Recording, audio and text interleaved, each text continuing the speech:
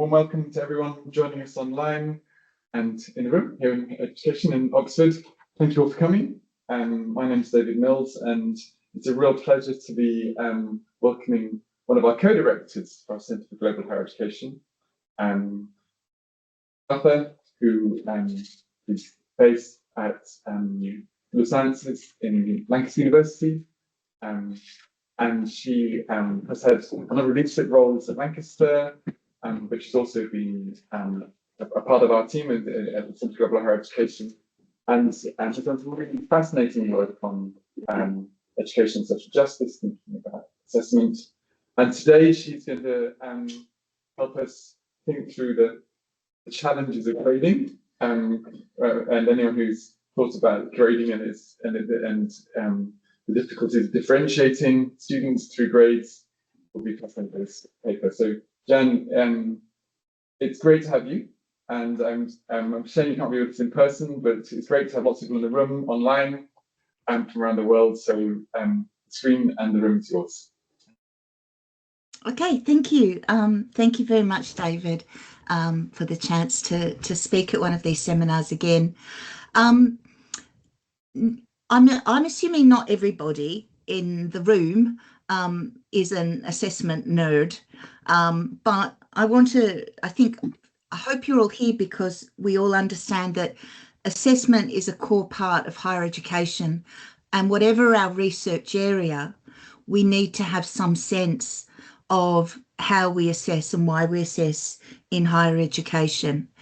And what I want to do today is, this is not presenting an empirical piece of research. I want to construct an argument in which I want to argue that higher education has been complicit in continuing to assess in ways that don't make sense by our own guidelines, quite apart from don't make sense in terms of social justice. So I'm going to go into a little bit of boring detail, but I just really want to build this argument in stages and get to the point where I then use the critical theory of Nancy Fraser to distinguish between affirmative and transformative change, and to think about, if we are to assess assessment, where do we want to, if we are to change assessment, where do we want to place our energies? What matters to change, and what are the implications of different forms of change? I'll begin as ever. Oops, is this working? No, let's see. I'm trying to go forward. Hold on. There we go. Okay, so I begin with a quote from Theodore Adorno, as I nearly always do. We educate people toward the possibility of something better instead of having them swear an oath to what exists. And I hope that that's the ethos of the argument I'm going to present to you today. So let me begin with the idea of injustice hidden in plain sight, which is a core concept of critical theory. So what does this mean? Well, let's take this image here from the movie To Kill a Mockingbird. This should be justice personified. This is a courtroom. There's the judge, there's the jury. This should be a just place. But the injustice hidden in plain sight is, of course, that here's a black man being judged by an all-white jury, a white judge, and so forth. On a more trivial scale, here's an advertisement from the 1950s. Ways to please a lady. Buy her a toaster. Now, this might seem harmless enough, but actually hidden in plain sight between this sort of advertisement, which was very common once, not so long ago, is some really troubling ideas about gender stereotypes. And here's one from the present day. This is a very common headline in the UK at the moment. Government's going on, the opposition's going on about illegal migration. And of course, the injustice hidden in plain sight here is that often they're talking about refugees, people who have rights under the UN as refugees. They are not illegal migrants. But these sort of headings change the discourse and normalise something and hide in plain sight a very deep injustice. So the broader context of the talk today on grade differentiation is my work on assessment for social justice. And this began over a decade ago with a fairly simple observation that we have a ton of research that shows that assessment shapes how and why and what students learn. And so it seemed to me if we had a commitment to social justice through this education, then we needed to pay more attention to assessment. A lot of the sense to which people considered justice was often in terms of fairness and fairness as process. But the idea of assessment for social justice is much broader and involves the idea of justice for all parties. So clearly justice for students, but this is also justice for those who do the marking. One of the most exploitative forms of labour in the academic world is assessment, is the demands put on academics in the way they have to mark and the time they have to mark. So unless it's just for those people, it's not just for anybody. And it's also about justice through assessment, how our graduates engage with knowledge and what they value and what they then take into the world beyond. So what do I mean by grade differentiation? Well, quite simply, when you do something like put a number on a piece of work, it doesn't have to be a number, but it's still very common in many parts of the world to grade in this way, 67%, for example. And if you do that, the implication, the logical implication is that there are 100 grade boundaries, 100 points of differentiation, because that's what a percent means. It means out of 100. Now, there are other forms of grade differentiation, such as here where we only have 4 grade boundaries. And I can see this as sometimes, perhaps not as it's explained here, but the idea of a small number of grade boundaries is to me reasonable in many circumstances. The idea of 100 points or pretending we have 100 points is deeply problematic. So why is it problematic? Well, to explain that, I want to go back to one of the seminal texts on higher education pedagogy, teaching and learning, and that is John Biggs' Teaching for Quality Learning at University. And for many people around the world, undergo courses in academic practice, teaching and learning in higher education, and we're taught the basics. And one of the basics is constructive alignment. You know, it is the mainstream idea of good practice. The irony is that when Biggs wrote this work, he was a radical, he was a maverick. He was challenging the status quo. He wasn't aiming to end up being part of it. And we are taught these ideas about constructive alignment, that the curriculum, the teaching methods, and the assessment all need to be aligned. And I'm not arguing against that, but I think we sometimes present this as rather oversimplified. And if you go back to Biggs' original work, there are 5 points of constructive alignment. And the last 2 we often don't talk about: the climate that we create in our interactions with the students and the institutional climate, the rules, procedures that we follow. All of these also have to be in alignment. And that's a far more challenging thing to do than, you know, some of the sort of everyday ways this term is thrown about.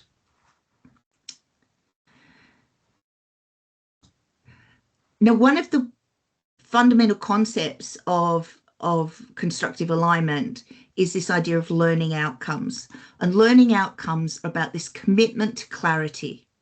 And that's what constructive alignment means, that there has to be clarity for students and for those who assess about what the course is about, what it's not, and what is going to be assessed. And that it is no longer regarded as reasonable or ethical to assess things that are not on the course, or to have things on the course that, well, no, the other way around is fine.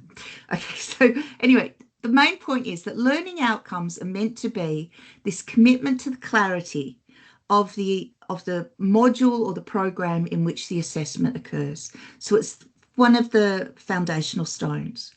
And I looked at some guidance on learning outcomes. I got this one from the University of Edinburgh. It was on the web. And I'm about to share some You will notice that each learning outcome is easy to understand, clearly related to the course theme, and gives the learner information about the knowledge and skills they will develop. So this for me is one of the foundations of good practice in higher education pedagogy. And if you have been on a course in academic practice, you'll also know that one of the ways we are told to achieve this clarity is using the correct verbs according to Kolb's taxonomy. So if we look here, there's two different courses, and you can see here the sorts of learning outcomes that they have. And if I just highlight them in red: describe, apply, evaluate, reflect, assess, explore. This is the fundamentals of good practice in assessment and higher education pedagogy. But there is no how-muchness. There is no how-muchness in the way learning outcomes are expressed according to all the good practice we've been told. We add the how-muchness on. So all these percentage stuffs. If we look at one of the earlier learning outcomes was about apply key principles. There's no quantity stated. It doesn't say apply a few, apply 5, more than 7. And there's no quality stated, apply it partially or this or that. There's a clear statement, but all this, any form of differentiation is something we add. And we have to be very clear about that. And I don't believe we are sufficiently clear about it. And this has huge implications for assessment, efficacy, and also justice. If the logic of learning outcomes is clarity and transparency, why do we obfuscate, I wish I hadn't put that word in, their meaning by adding on how-muchness? Representing the achievement of a learning outcome by a nominal value undermines the entire logic of having learning outcomes. Now, not all grade differentiation is on a percentage, right? I am arguing that the worst case scenario, the extreme, is the use of these percentages, unless they're, except for in a very certain sort of circumstances, which I'll come to. So there is no how-muchness. Here's another one of the learning outcomes from the University of Edinburgh example. Explore some of the controversies surrounding the Sharia and Islamic law in a collegial manner and in an academic environment. So could we identify 100 grade boundaries there? I don't think we could. And frankly, I don't think we'd have the energy or the desire to. But we perhaps could identify about 4. It might be reasonable to say, well, this person's essay hasn't even tried to do it. This person's tried, but it's not really strong. This person's pretty solid, and this one way exceeds achievement. That's got a logic and potentially a purpose that I could understand. But then this learning outcome is very intriguing, because what about that part about in a collegial manner? How do we establish the boundaries between different levels of a collegial manner? And why would we want to? What will we achieve? I want to suggest that one could say that one is either collegial or not collegial, just as something is unique or not unique. And I use this example just to show how quickly we get in a muddle when we start to add attempts to define how-muchness, in other words, grade differentiation, to learning outcomes that aren't designed to do that. So the way we try and make sense, we, meaning in normal practice, is if we want to add grade differentiation, we have to realise that the learning outcomes don't tell us all we need to know. So this is why we bring in marking criteria for grade boundaries. And that makes sense. So for every grade differentiation, there should be a marking criteria. And then in the last 15 years, we've added this other thing, rubrics, which originally came into play as a way of trying to make the marking criteria transparent. So the marking criteria try and make transparent the grade differentiation, and the rubrics are trying to make them more transparent by breaking them down into lots of little parts. And quite frankly, I think in the pursuit of clarity and transparency, we're losing our way in our assessment practices. So we have learning outcomes, marking criteria, and rubrics. Which one does the student look at? And if we say all 3 and then say, oh, it's just about developing assessment literacy, I just think we're on the wrong path. We're making this way more complicated than it needs to be. And why are we doing that? And just as a further point, when people come to higher education, they've had many years of schooling and many years of different social pressures that engender different ideas about what counts and what doesn't, what counting means for a start. So if we think of a simple school test, you have 10 questions and they're right or wrong questions. You get a mark for each question you get right, and you add up the number of right marks and there's your grade. So if you've got 7 right answers out of 10, you've got 70%. Now that makes perfect sense in that scenario. And there are assessments in higher education which are about building blocks, which do have right and wrong answers, and this would make perfect sense. But the vast majority of higher education should be about engagement with knowledge that is complex, dynamic, and contested. Hard to know knowledge. And we do not add up marks. Our commitment, not in every country, but certainly in places like here in Australia, is to a criterion-based assessment. So for every grade, there is a set criteria to determine the student achievement. You can't look to the learning outcome. It's not going to tell you how to differentiate your grades, even though we're told that everything is about the learning outcomes. So our student in higher education, who then gets an essay or a presentation or a report that has 70%, what do they understand that to mean? Are we sure that they understand it is nothing like this thing here, where it was adding up 7 marks to get that? Are we really sure? Because we know a student who gets 48 will come to us and say, how do I get the extra 2 marks? Very few students, particularly undergraduates, say, how do I get into the next grade criteria? So anecdotal as well as research evidence shows that students misunderstand marks. And we're responsible for this. So if the student does not understand what the 70% means, then an injustice has occurred. And we cannot underestimate the impact of a grade on student well-being. So if we want to use any grade differentiation, we have to have a really robust basis. And at the moment, I think common practice is very shaky if we start to unpick the logic of it. So here's just, I wanted to show you that horizontal line is 1 to 100. See, that's a lot of different spots. And down here is just a sort of idea of, okay, if we want to have differentiation based on numbers. Now, why would we do this? Well, it's great if you have a system that has something like grade point averages or even degree classifications in the UK, though it's not as closely aligned.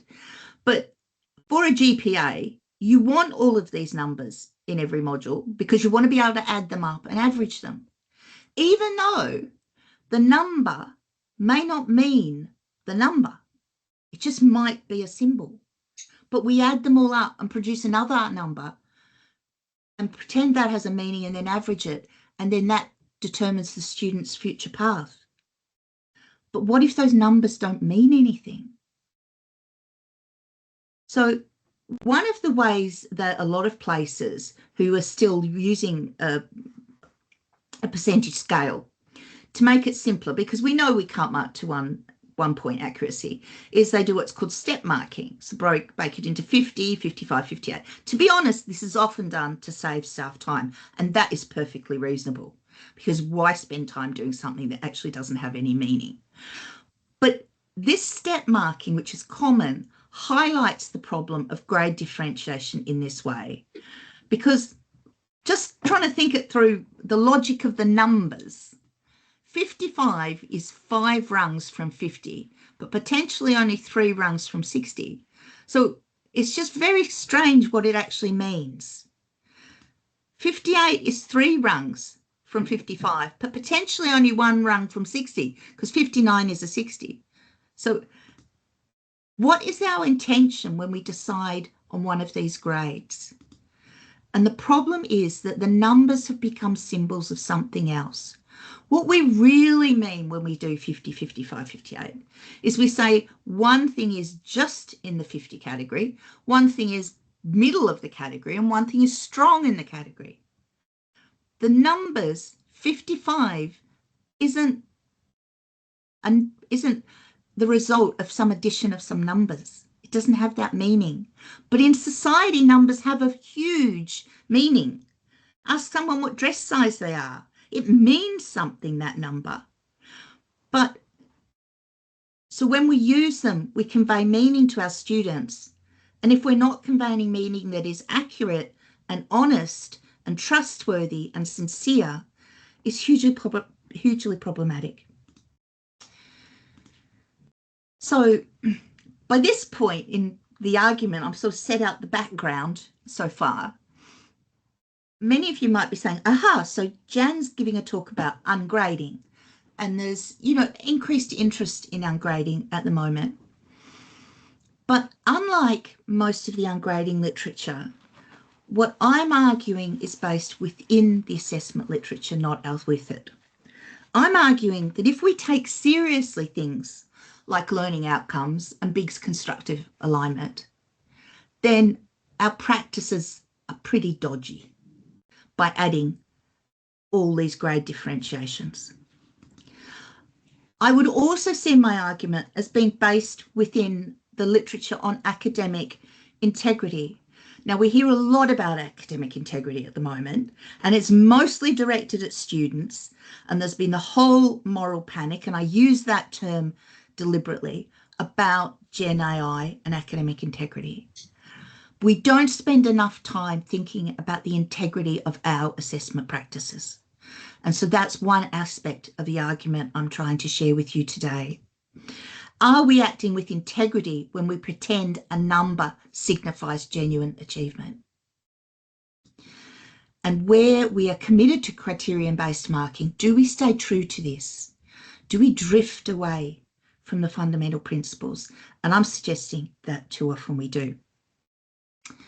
So the problem, if you like, with some of the other literature on ungrading is that I see it as existing in what I call the happy world of workarounds. And one of the biggest names in this is Jesse Stommel. I don't know him, but I like to think of myself as a critical friend.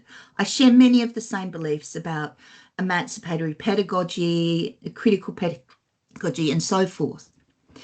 But his argument about ungrading is very different to the argument I'm trying to put forward today, and it's important to make this distinction.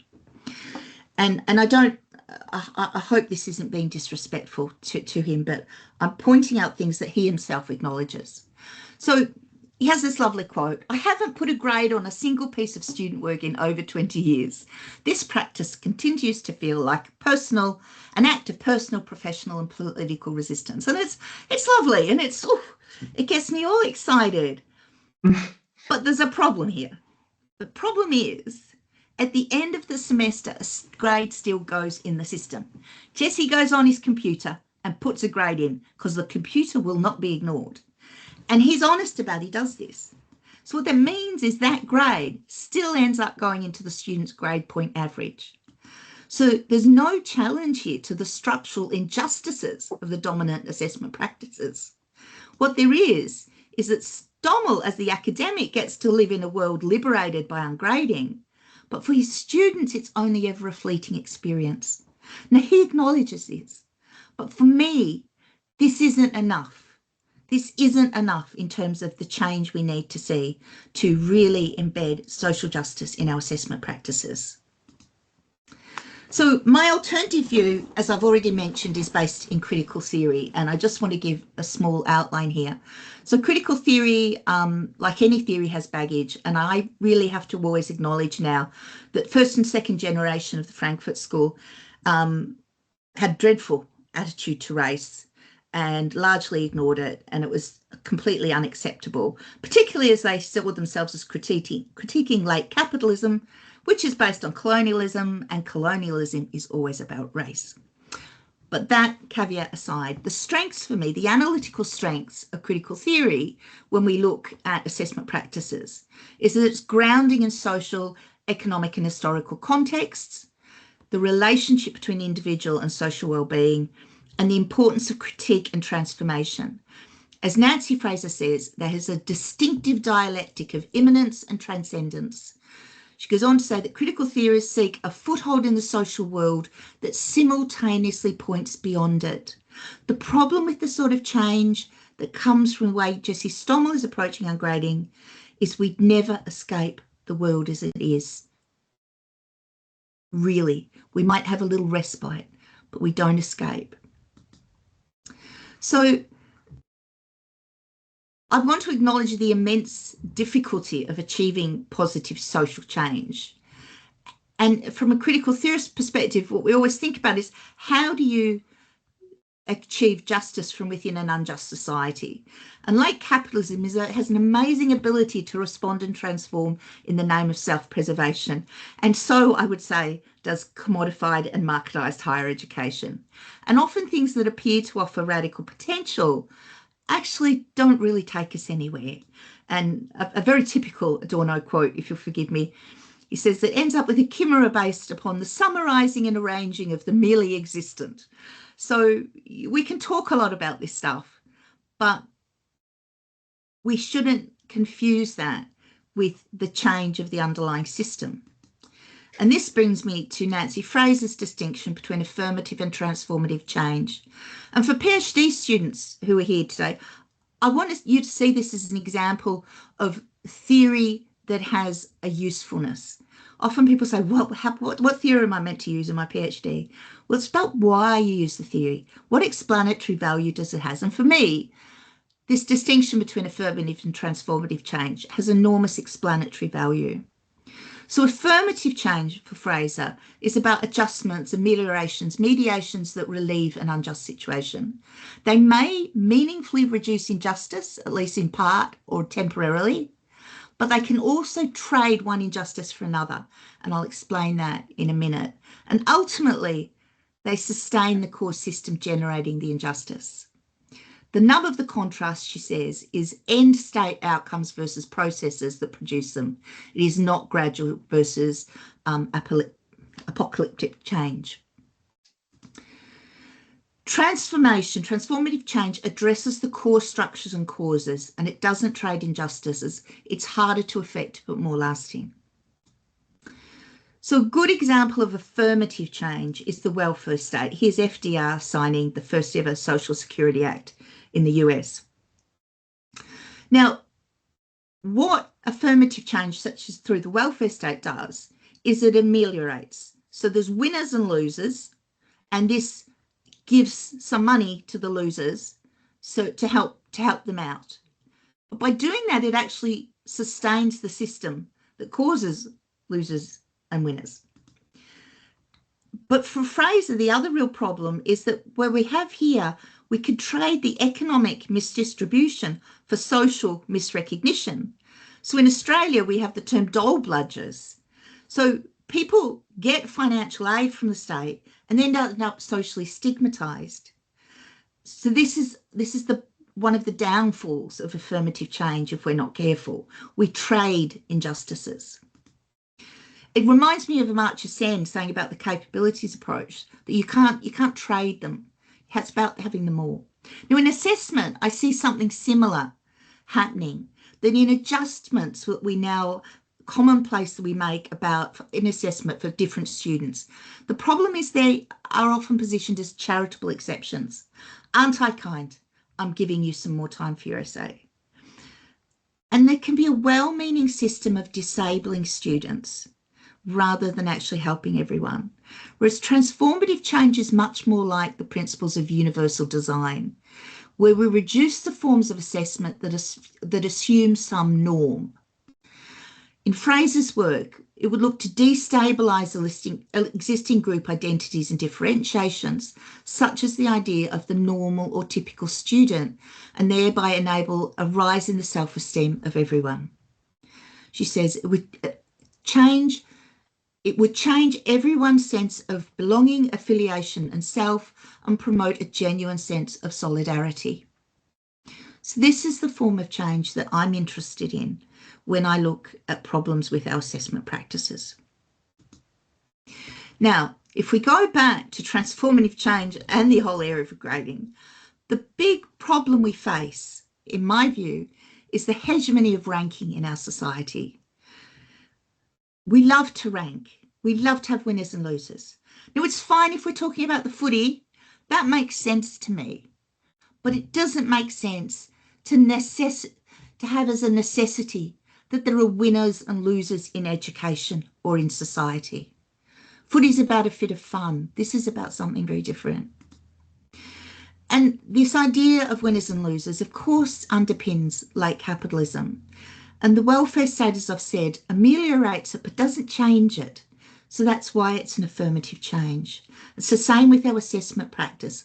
All the little ameliorations we do make us feel that we're being kinder academics, we're doing a professional job. But they're not actually changing the underlying problem of the way we have set up how and why we assess in higher education. And added to this hegemonic pressure to ranking is the next part of my argument, and I'm nearing the end, is about the confusion of norm-based and criterion-based marking. Now, I realise not everyone here might be in a higher education system that has criterion-based marking, but that's what I'm in here and in Australia, and so I'm using that as the basis of my argument here. So norm-based marking is marking to the curve. How many people have heard that term? And even in places like the UK, where we are professionally obliged to do criterion-based marking, people will waltz into an exam board with their normal distribution and say, look at that, I've got a normal distribution of my marks, therefore I have marked well. Aren't I a wonderful academic? Well, of course, it's absolute nonsense, because if they've marked to the curve, they haven't done criterion-based marking. But this confusion, this slipping between the two, is really endemic in our higher education system. Now, I want to give you an example. This is quite a basic example if you spend a lot of time talking about assessment, so forgive me. But for others, I want to make really clear the distinction here. Criterion-based marking, say if the learning outcome was to jump as high as you can. So you would get an A if you jump 2 feet in the air, a B if you jump 1.5 feet, a C if you jump 1 foot, and so forth. And in theory, all students could achieve an A. In a norm-based system, the A goes to the 5% of people with the highest jump. The B goes to the 25% of people with the next highest jump, C 40%, and so forth.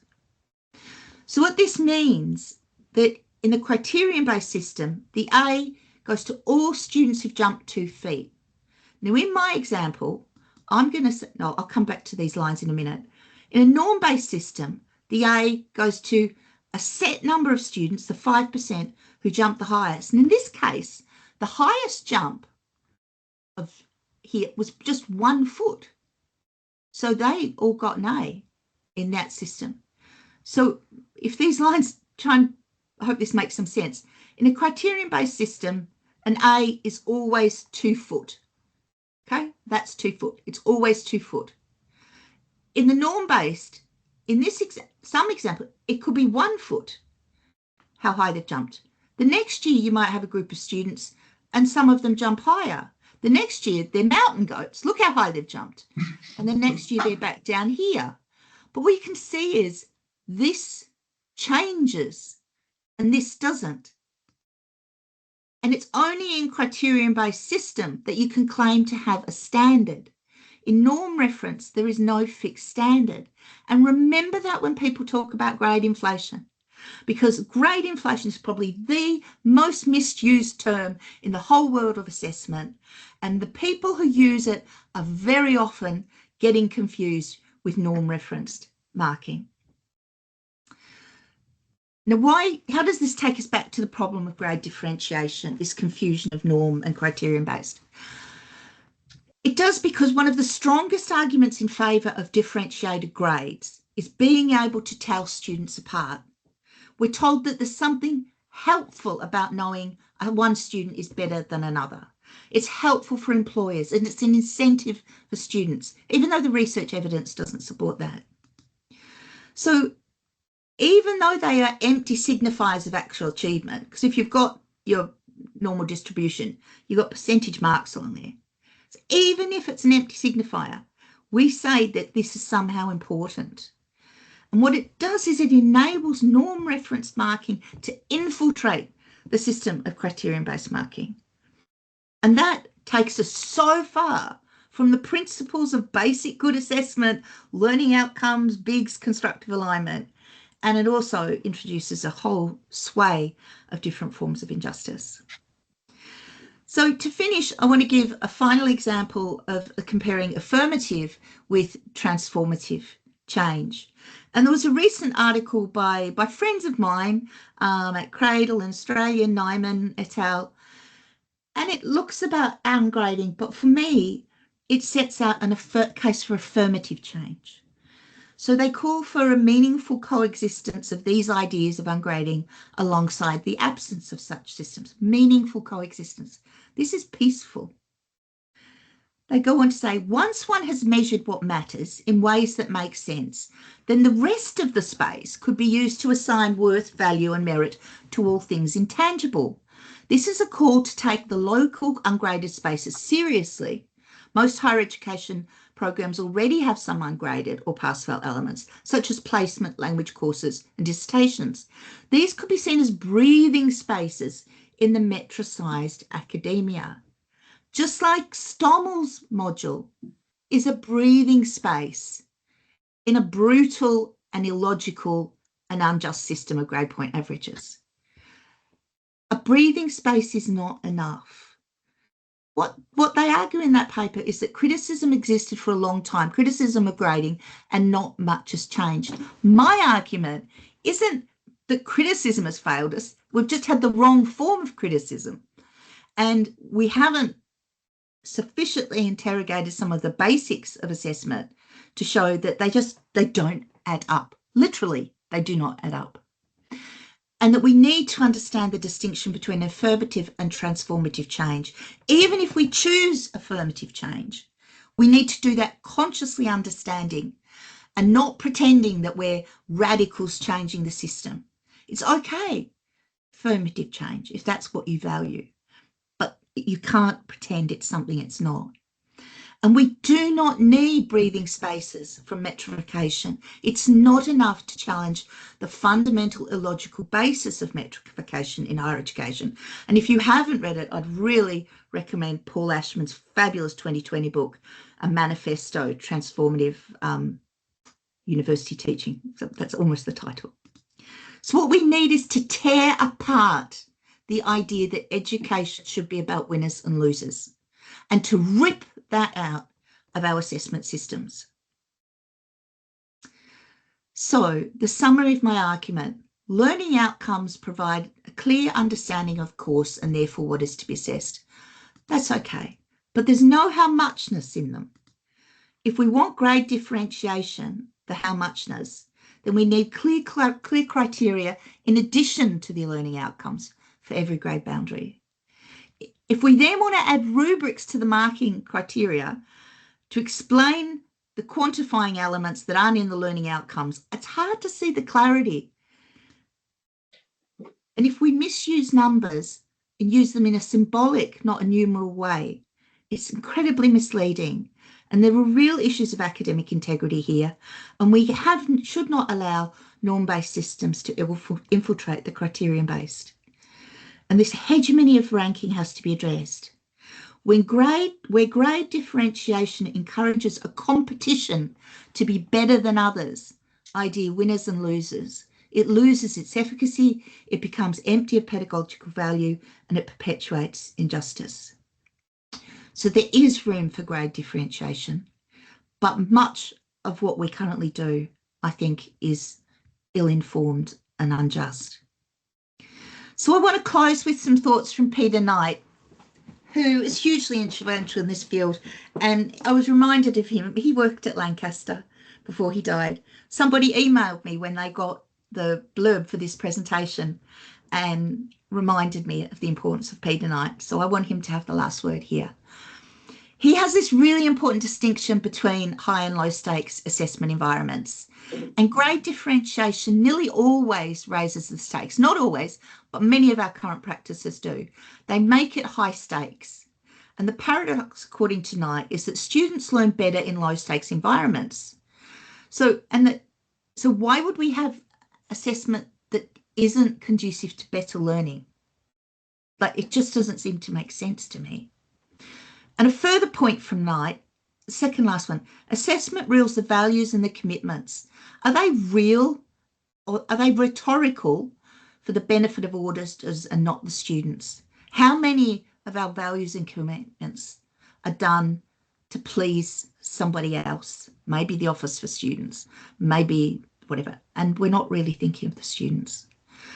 And Knight's final point was to say that assessment is a moral activity. And all of us who research and work in higher education, whether or not our focus is on assessment, it is part of the system that we're working in. And we all have an obligation to ensure it is a more moral activity. And at the moment, I think we're falling short. And this is just the bare bones of an argument that I plan to develop. So I hope it's been helpful, and I've added some references. So I will stop sharing. Thank you very much. How do I stop sharing, Dave? You should be able to stop share. That's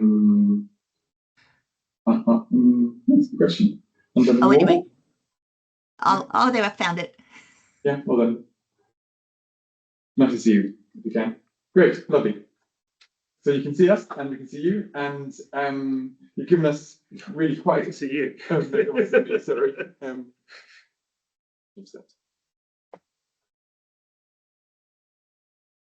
Yeah, that's me.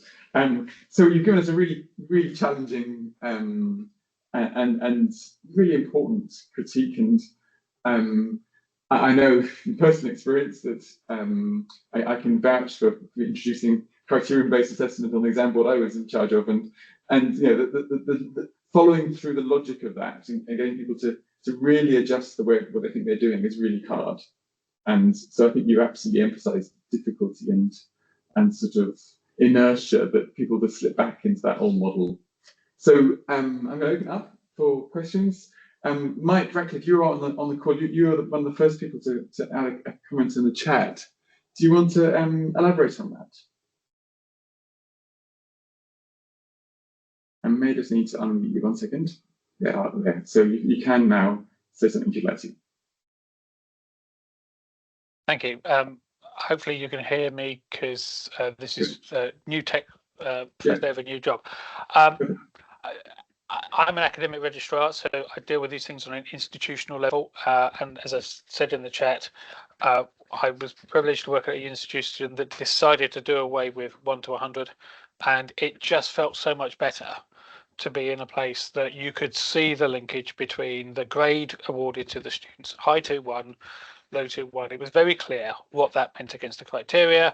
It did away with the artifactual stuff. It did away with the strange way that the numbers actually worked, and the whole what happens above 70 thing, which, you know, all sorts of problems come in. So I think that's right.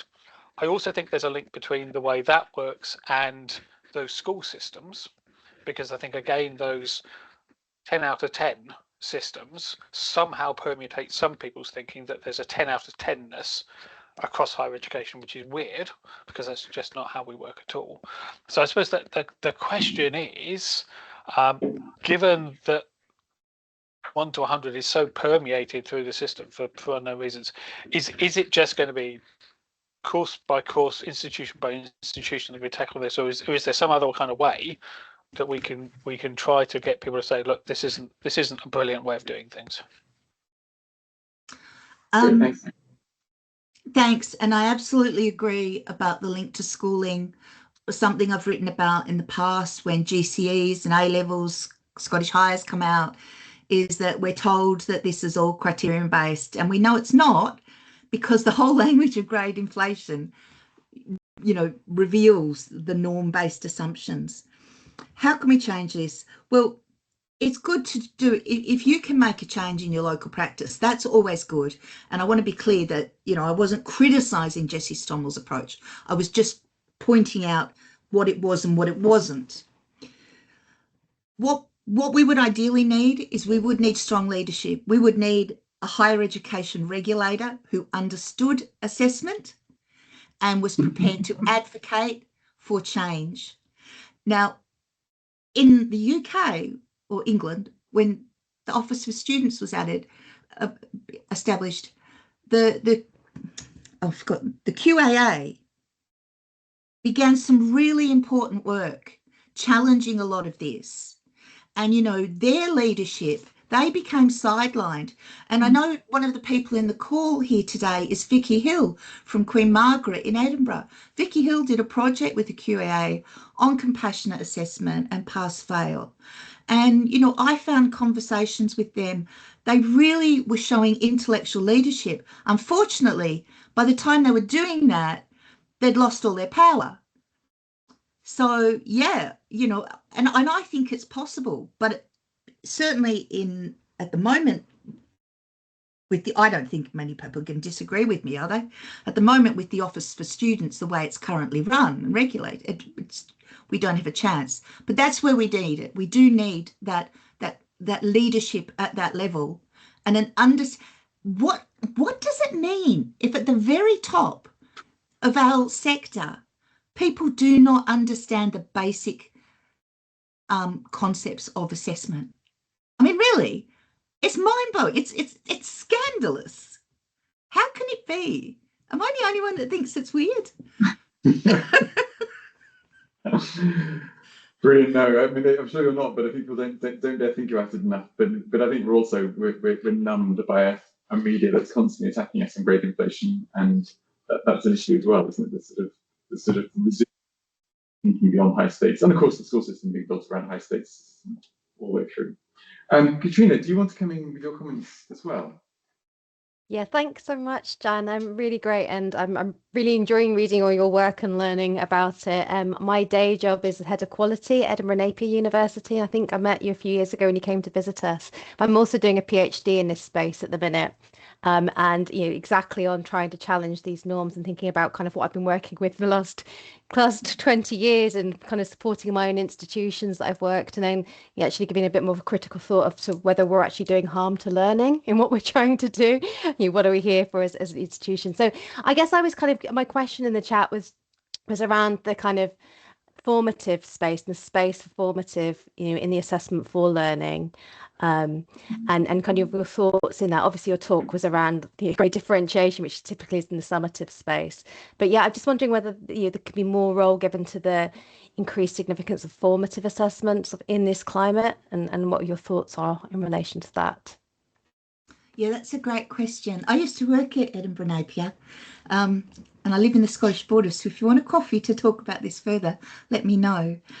I think it's a really good question. I think there's a problem that has emerged in the discourse about formative and summative over recent years, that formative has become the nice thing, nice assessment, and summative the nasty assessment.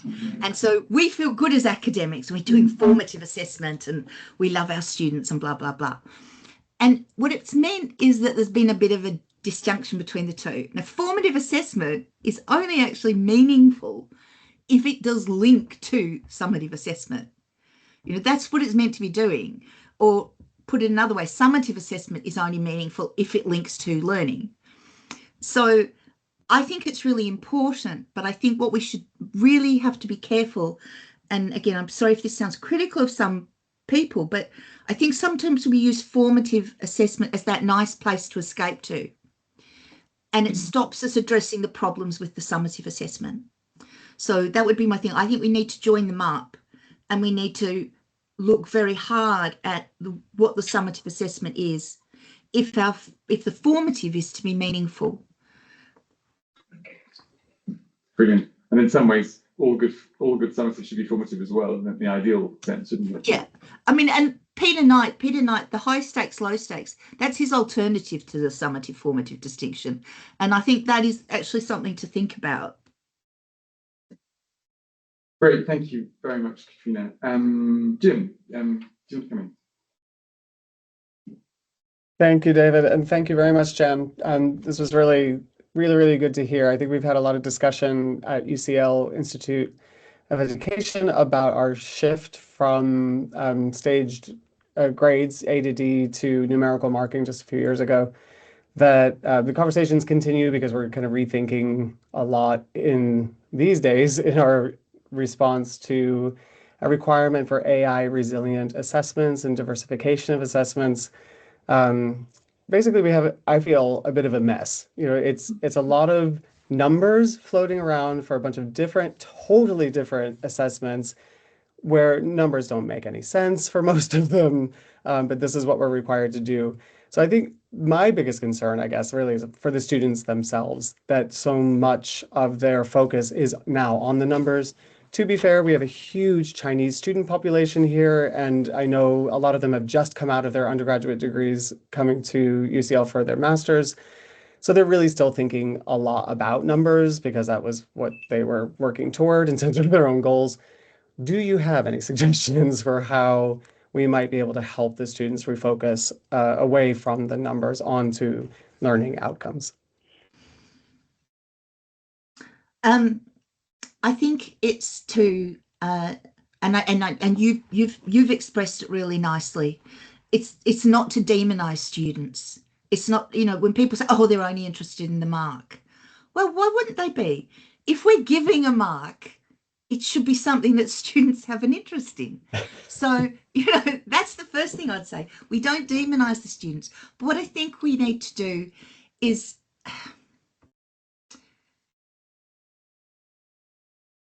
I'll give you an example from a study that I'm sort of involved with on the advisory panel in Australia, which was an early study on when students use AI in a way that is not appropriate. Mm-hmm. And what they found, this applies the same often to using essay meals and so forth, that where students value the task, they did it themselves. If they thought it was something that was just, you know, a tick box exercise, oh, this lecturer demands that we all do this, they would outsource it. Now, for a time poor student, in some ways that's a rational judgment to make. And so I think that in fairness to our students, we need to find the time in our curriculum for explaining the value of what we do, not just what we do. I mean, I wrote something on authentic assessment where I sort of challenged the way it's often used. And I said that what we have to do is move from thinking about the task to why the task matters. Yeah. Because there's a lot of tasks and a lot of real world tasks that people say, but they don't matter. And they certainly don't matter in a world facing climate emergency, global poverty and gender violence, you know. So I think if we spent time talking to students about why this task matters, it will help them value it.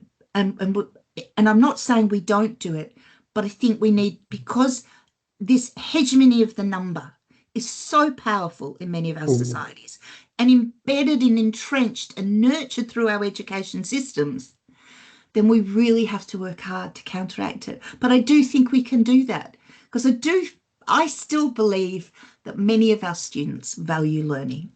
Yeah. The problem is they're told that they're meant to value the mark, you know, and as I said, we need leadership from the top that understands higher education and what it is. And it's not about, you know, a few tasks, a few generic skills and you add up a number. Yeah. Thank you, Jan. I think it's something about getting the students to confirm what they understand about why this assessment is happening. And I really did appreciate that article in Higher Education about rethinking authentic assessment. So yeah, just to say thank you for the talk and thank you for that article and thank you very much for that response. I really appreciate it. Thanks, Jim. Thank you. Brilliant. Thanks, Jim. That was really interesting. And interesting that we've gone back to numbers and the questions around AI will make it ever more important. Vicky, thank you for your question and also your post. Do you want to come in as well? Yeah, thanks so much. Hi, Jan. Yeah, that was brilliant and so nourishing to hear you speak as always. Yeah, just I hadn't really thought about that as a breathing space before, and I quite like that kind of a rest or a respite from the kind of the slog of numerical grading. But yeah, I guess it's that conversation that you just said, QAA. I think you were in that call with me when the head of QAA had said, yes, we could potentially get rid of degree classifications. And it was amazing. But this was quite a few years ago, and I think things have changed. But what can we do to kind of make these structural changes around this? As teachers, as students, as academic developers, as policymakers, we've all got different sort of agency, I guess, in this kind of conversation. And if we haven't got that leadership that's making those changes from above, what can we do with the agency that we do have? Yeah, I think, Vicky, I think you and I spoke at another QAA event where there was somebody from an engineering professional body. Am I imagining that? It's going back a few years, but it was really interesting because it was about pass fail, and it was about the argument that for a professional body, they want to know that somebody is able to practice, and you can't amputate a leg to the level of 67%. It doesn't make any different sense. That's why in medicine they don't have these grades, although I'm told that they still do this horrible ranking thing at the end, which sounds a bit sad. But we were there, you and I were in this conversation with someone from a professional body who was talking about the idea that it's about competency to practice, and to practice in an ethical way. And the idea, that's why I use the example of that thing about the law, to complete the task in a collegial way. You cannot quantify that, and I'm not sure you can really differentiate it in any way other than you can or you can't do. And I think professional bodies, although I know people often say, oh, but they're the problem, that they're always conservative, but I don't think that's always the case. I don't think we've done enough work there. That would be one place.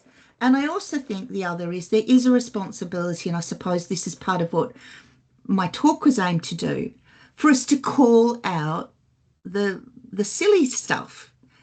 So when that person walks into that exam board and slaps down the fact that they've got a normal distribution of their marks, we just have to speak up. We have to speak up in the name of what we're meant to do, and it's very hard. And I come to this a lot in the sort of talks I give when people say, it's always, how would we actually do this, Jan? And there are multiple levels. One is that structural thing. And in the UK at the moment, I think that's really difficult for us.